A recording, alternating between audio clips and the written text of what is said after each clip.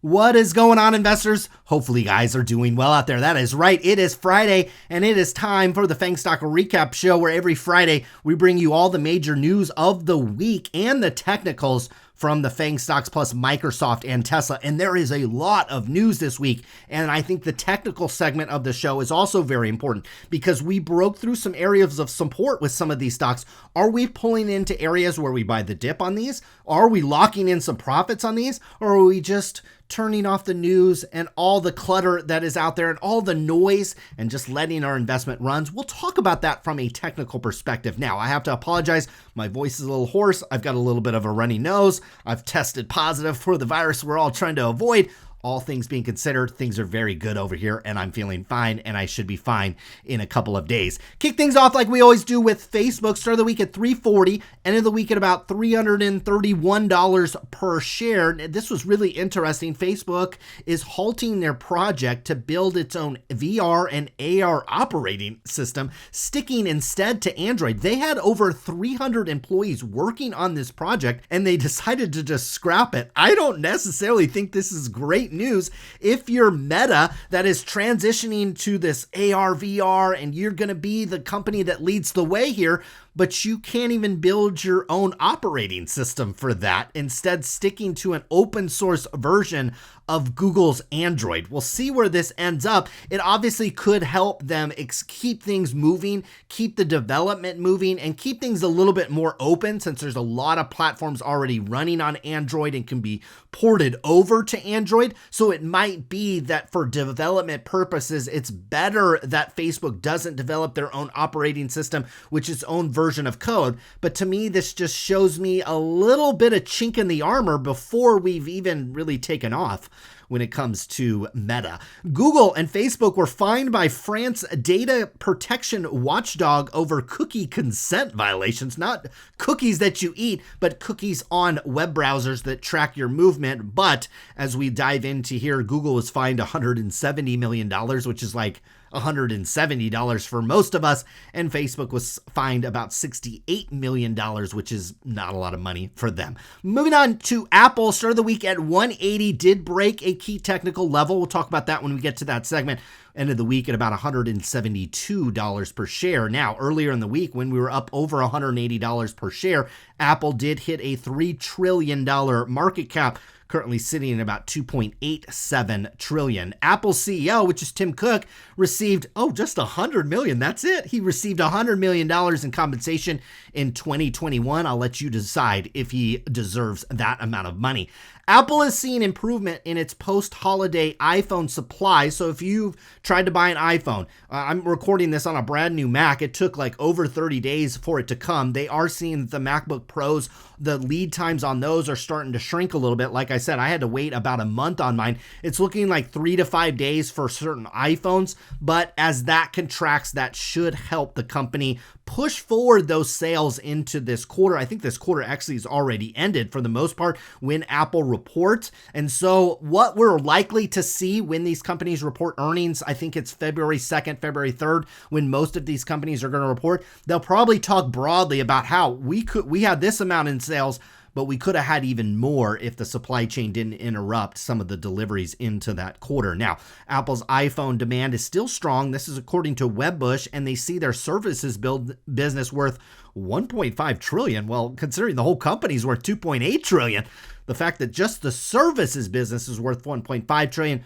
certainly a bullish call from this analyst, but they are seeing that demand is outstripping supply from Apple by roughly 12 million units in December, and we're starting to see that contract a little bit. Obviously, there's a lot of demand for these products in December, and then as we move into later months, the demand, I don't want to say it starts to wane, but it's not as demand driven as it is in the fourth quarter, as you can imagine. Moving on to Amazon, broke a very key technical level with Amazon, and I did step in there and buy in my son's account. I did not buy in my IRA account, but I did throw a couple $100 at this in my son's account. $3,000 $346. Once we broke below 3,300, it did, in my opinion, create an intermediate buying opportunity. We'll talk about this more from a technical perspective, not saying that you wake up on Monday or Tuesday or next week and go in there and buy the dip on Amazon, but it can, from a longer term perspective. When we're talking about my sons, they're not selling these stocks for a decade and a half, maybe even 2 decades.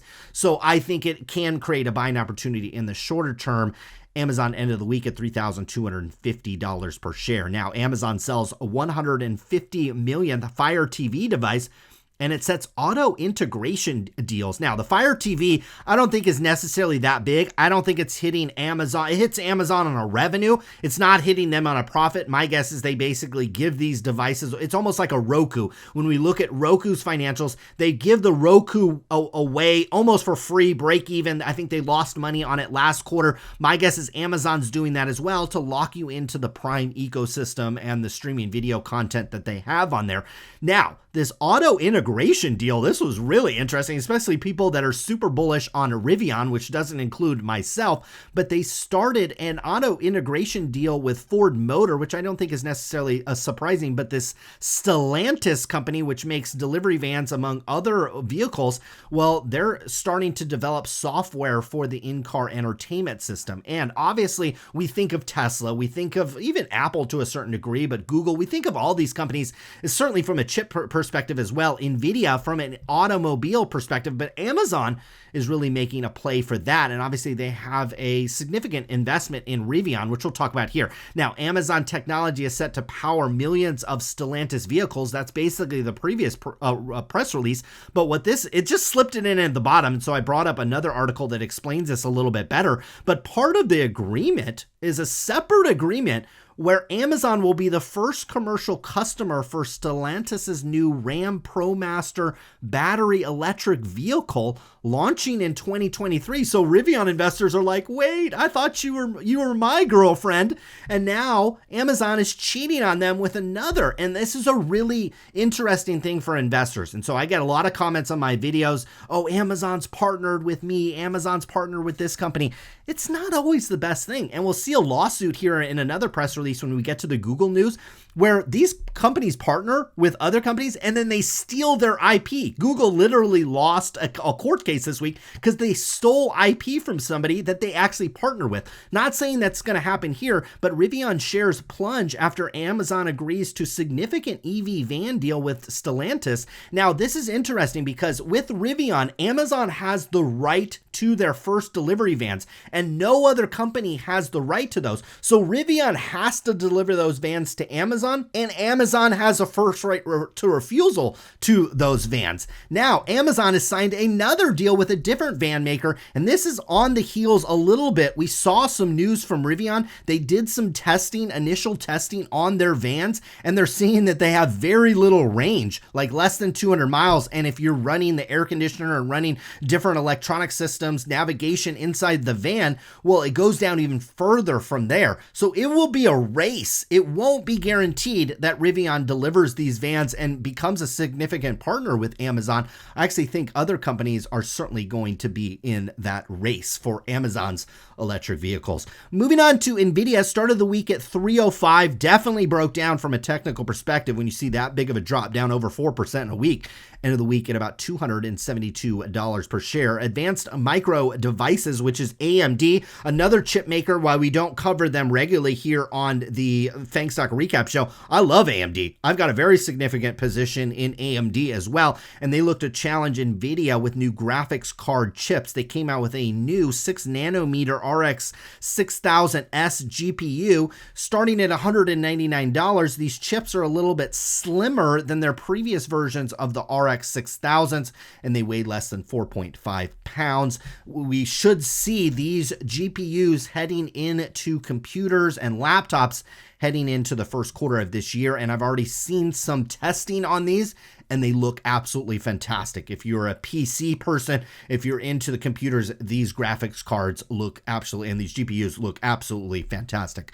AT&T and NVIDIA are touting 5G and cloud gaming in promotion. A lot of people don't realize this, but NVIDIA actually is more of, I don't want to say they're more of a software company, but they're actually big into software. And one of those examples of that is their GeForce Now, which kind of is a cloud gaming platform that allows you to play certain types of games, including from the Epic Games, which I think is banned on the iPhone. You've got Ubisoft, Origin, and some other game makers make games that are available on NVIDIA's GeForce Now. It's a subscription service, and now AT&T's 5G subs will get access to that, basically kind of as an add-on. More than likely what NVIDIA is doing is kind of giving AT&T kind of a wholesale rate on that, just like Disney Plus gives wholesale rates to Verizon and probably T-Mobile as well. Well, you're seeing a similar type of thing with that GeForce Now, and that could become a very significant source of revenue for NVIDIA.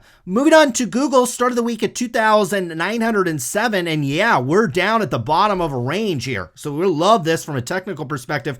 Google's probably the one that is really at I wouldn't say it's right at a key technical level, but we could see it get there next week. We're currently sitting at about $2,740 on Google. Now, here's that story that I referenced earlier. Sonos, which is a kind of a stereo, it's like they make audio equipment. They gained 3% after the ITC hands a win over Google in an audio patent spat. Now, this is likely what it does. It's basically an injunction on some devices that Google has, including Chromebooks and some other devices. Google says they've already created a workaround for this, and those devices are not likely to be held at the border or basically thrown in the trash. Sonos is obviously challenging that to a certain degree, but Sonos alleged that Google learned of its technologies when the two companies were working on a partnership to integrate Google Play Music into Sonos products, but that Google then implemented the patented ideas from Sonos into its own systems.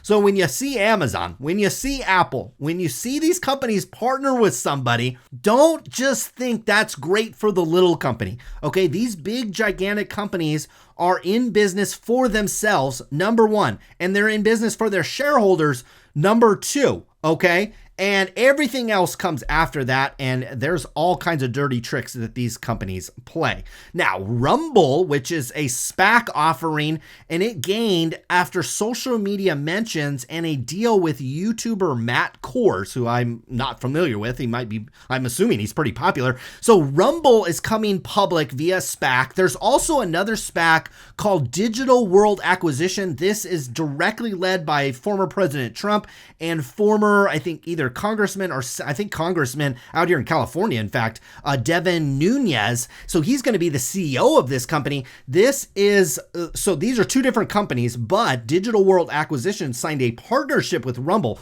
What we are seeing, this is really actually interesting. So as we think of social media today, like the Twitters, the Facebook, for the most part, the perception of them are they're slanted to the left politically, okay?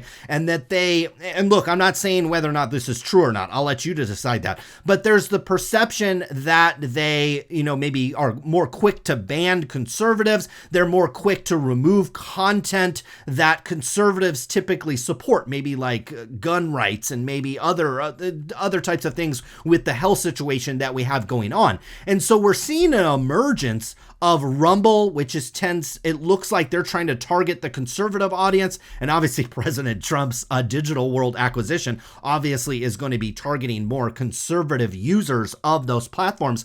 It'll be really interesting to see.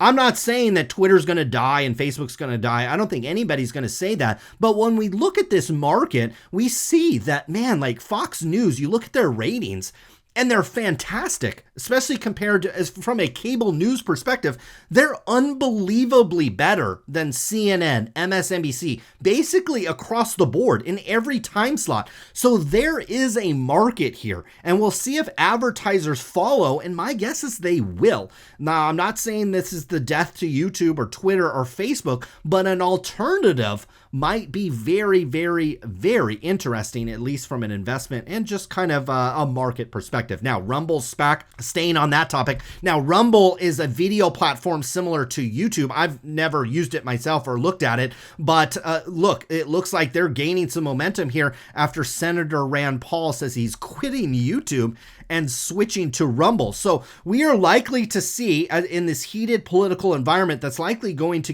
continue to be heated as we're in kind of a re-election year for certain members of Congress. And we'll see that this will likely accelerate. And if these other platforms start to draw users and eyeballs and advertising dollars, I actually think that's good for the industry. As somebody that advertises and I try to get in front of people, the more competition that's out there, whether or not you agree or I agree or anybody agrees with what these people are saying on these platforms, that's irrelevant. But the competition, I actually think, will be a good thing. I don't necessarily think YouTube or Google will see this on their bottom line, but it will be interesting to monitor. Google is under tougher supervision by German regulator for 5 years. That's what, according to a ruling. So we'll likely see something come out of this, likely some fines and some money paid over to those German regulators. Google confirms acquisition of a cybersecurity startup, Simplify or something like that. This was a $500 million deal. These are the size deals that these companies are able to execute, okay? These 500 million, and look, that's a lot of money, okay? That's bigger than a lot of publicly traded companies. But for Google, obviously, and most of these companies that are over $1 trillion in market cap, that's a pretty small deal. I would like to see that's how these companies are going to use their cash, or a portion of their cash is actually acquire smaller companies that fly under the radar of these antitrust scrutiny.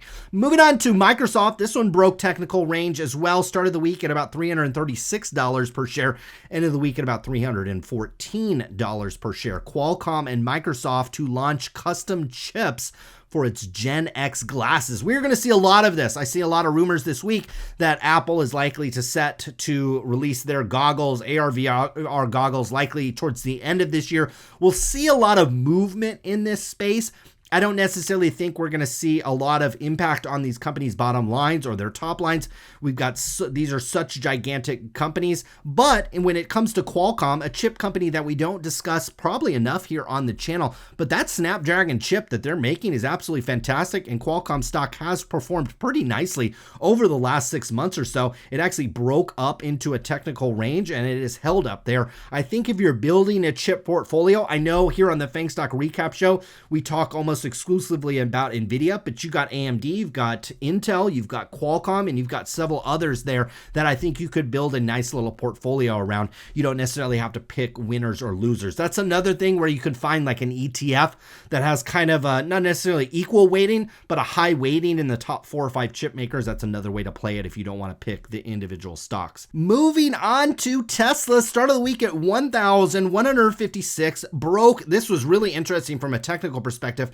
Broke up back to about $1,200 per share, which was kind of very close to the previous highs, but then broke all the way back down to about 1026 or $1,026 per share. Now, the initial pop was due to the fact that Tesla delivered 308,000 vehicles just in Q4, and for the entire year, Tesla delivered 936,000 electric vehicles versus just about 500,000 vehicles in 2020. And now I saw a lot of memes out there. Ford and GM announced their deliveries of EVs, and I think it was GM delivered like 26 EVs in the quarter, including one Hummer.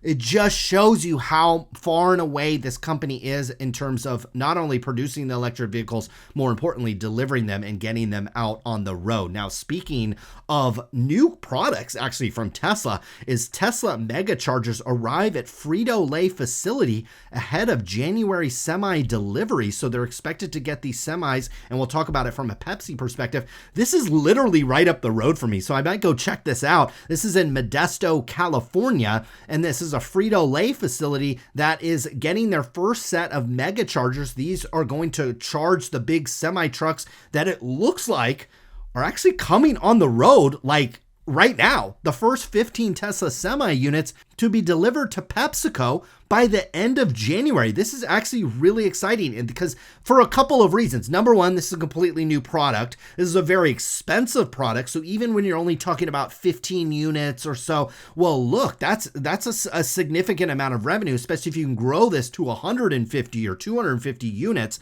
You also are likely generating some money on these mega chargers. It could be that Tesla's subsidizing this to a certain degree, but they're likely to generate some, these mega chargers are huge and these are expensive. Like each one of these boxes are really, really expensive. Okay. And so Tesla, that's part of Tesla's business as well. I think that falls under their solar revenue as far as I'm concerned. So look, we've got these semis starting to deliver. The other exciting thing is I believe these have the 4860 battery pack, which are, 4680 battery cells. So these should have those in them, which should give us some indication that Tesla is likely very close to start putting these in the Model Ys and potentially Model 3s and then Model S's and Model X's. And those battery packs, for a number of different reasons, are not only better for the end consumer, but from a profit perspective as well. Those batteries are far and above a way better than what Tesla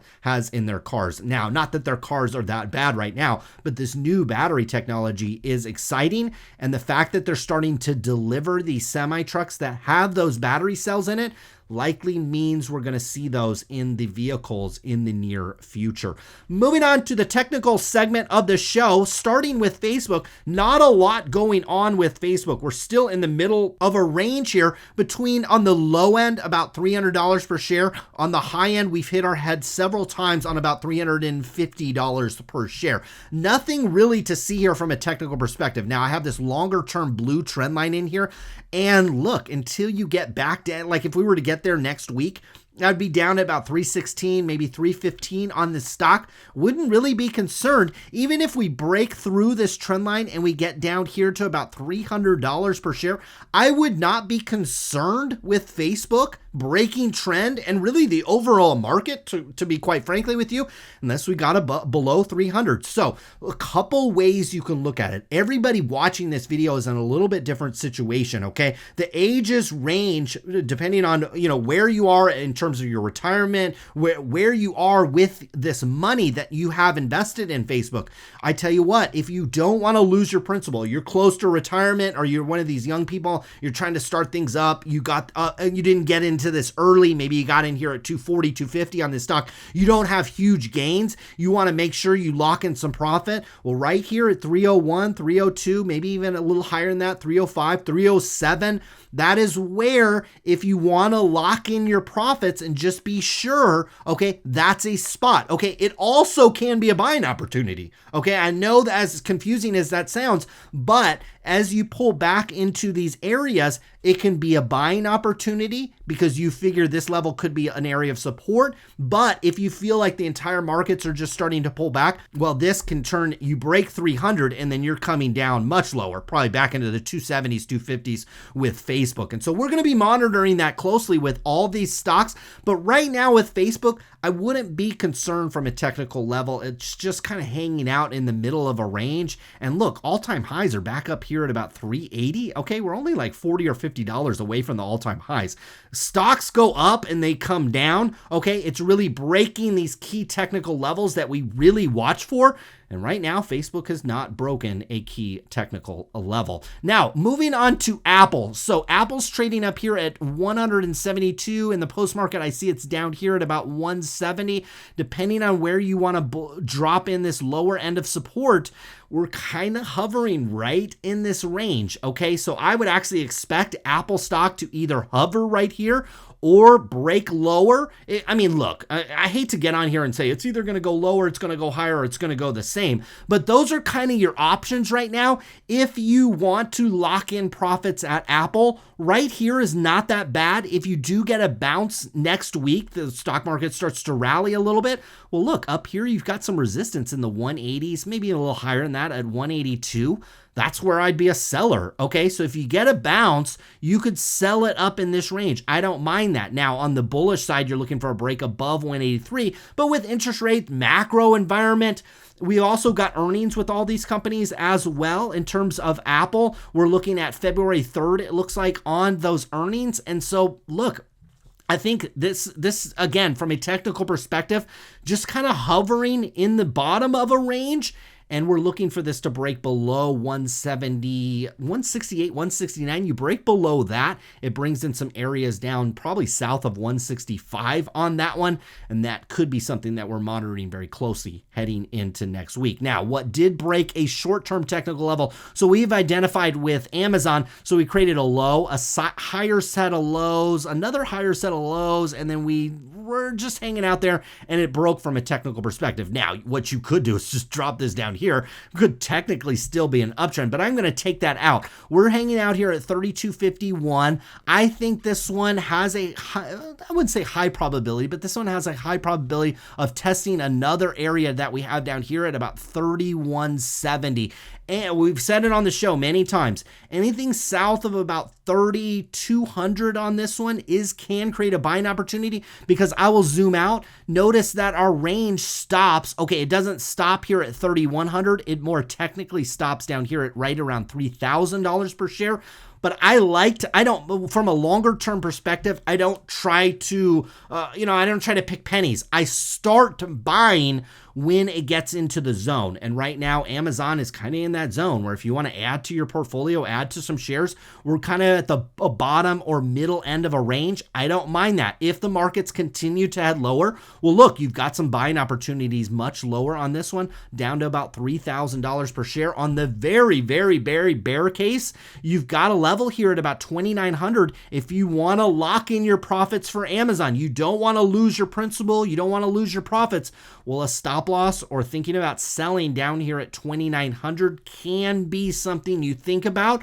Just from where I sit and my investment ideas, this is where I think to buy. But some of you out there that are closer to retirement or want to hold on to that principle, it's painful for you to watch a stock break a technical level, because if you break 3,000, you're coming down here to 24. Okay, 25 probably on Amazon. Okay, you're coming down quite a bit. And if that's painful for you, well, you can start to maybe unload or slightly unload some shares at that level. Now, NVIDIA, I'm going to have to drop down this level. So we had a level up here at about 280. Well, now it's looking like it's closer to about where the stock is trading right now at about $272. But what we are seeing up here on the higher end is we're creating a lower set of highs. So we had a lower high set of highs here, a lower set of highs, and it looks like we're forming another lower set of highs. Now, the thing you want to think about with NVIDIA, though, is I've got this longer term trend line. I'm going to take out a couple of these lines because I don't think you need them in there right this second. But look, so you had a low back here back in March of about $118 per share, and we're still creating higher set of lows, higher set of lows. Even if NVIDIA pulls back to 260, even as low as maybe 255 on this one next week, I wouldn't really be concerned, because this trend line is still intact, okay? And this can be viewed as a bullish formation up here, because this is what NVIDIA has done several times. It goes on a rally, pulls back, goes on a rally, pulls back to this line. Again, goes on a rally, pulls back to this line. This can be a buying opportunity depending on how you want to look at these situations.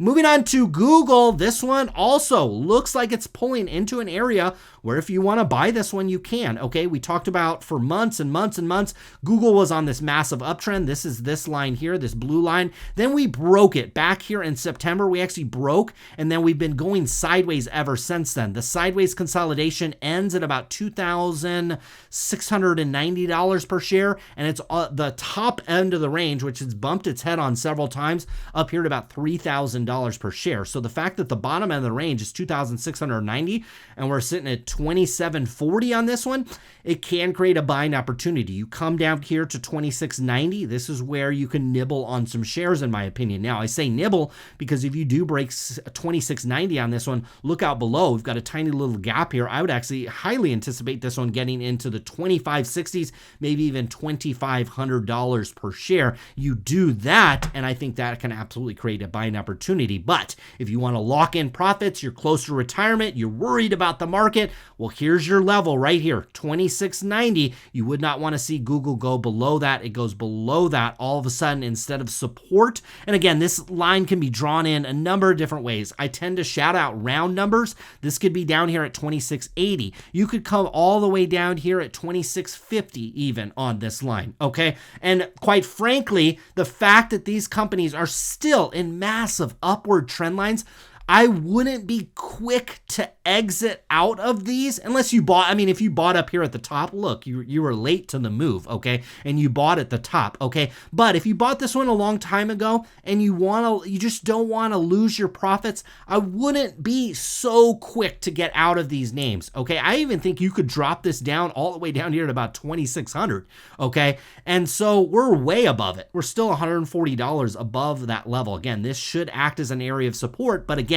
if we do break this level, I'm going to leave it right about there. If we do break this level, well, instead of support, it turns into resistance on the way up. And this sideways consolidation pattern is basically broken. And now we're maybe starting a new pattern down below it. So just some things that you want to think about. Now, moving on to Microsoft, same situation with kind of an NVIDIA and a lot of these stocks. Longer term uptrend on this one, okay? Higher set of lows for like a year on this stock, like literally basically a year. And we've pulled back, okay, more recently. We've actually broke through a technical level that we had marked out here at about $320 per share. It absolutely broke that level. We had a tiny little gap here. That has been filled.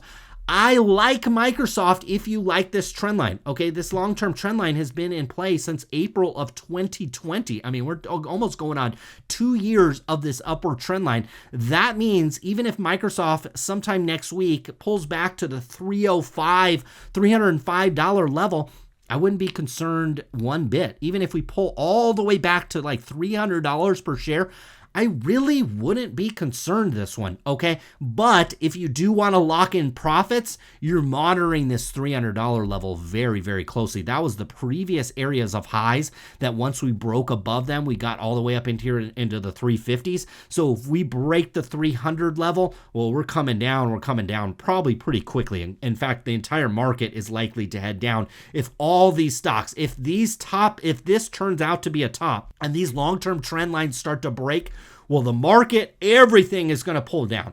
And so if you want to lock in profits, if you want to save some cash, maybe you're predicting some kind of broader market sell-off, a 20-30% correction.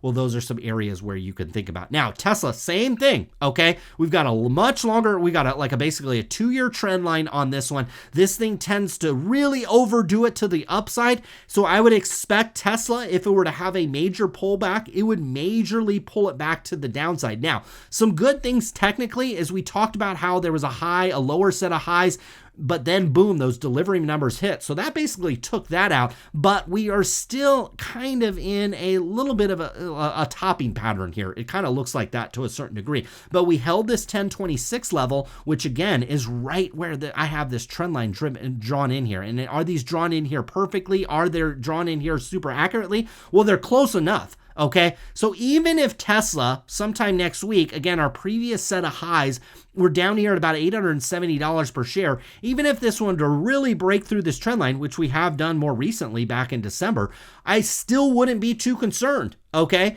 this is an area where if you do like Tesla, you can step in here and buy. And then again, in the same sentence I know I'm talking out of both sides of my mouth, but I'm trying to address every investor's concerns out there. You might be concerned with your Tesla investment. You want to lock in some profits. You're close to retirement, whatever it might be. Well, you're looking at this $890 to $900 range with Tesla. You're monitoring that very closely, because if you break that, again, what I talked about at the opening was Tesla overdoes it to the upside. A lot of euphoria in this one. I would expect this one to overdo it to the downside if you break through 850. I would expect a massive drop in this one, actually. Okay, probably coming down here to the $500 or $600 per share. And so that's kind of what I see from a technical level when it comes to FAANG. Hopefully you guys enjoyed this video. Stay healthy out there. And hopefully you have a great weekend. I'll be back tomorrow with the EV Stock Show. Lots of CES news, a lot of news out of Tesla and Rivian and all the car companies, including GM and Ford. We'll talk about that tomorrow on the EV Stock Show. Until then, good luck with your investments.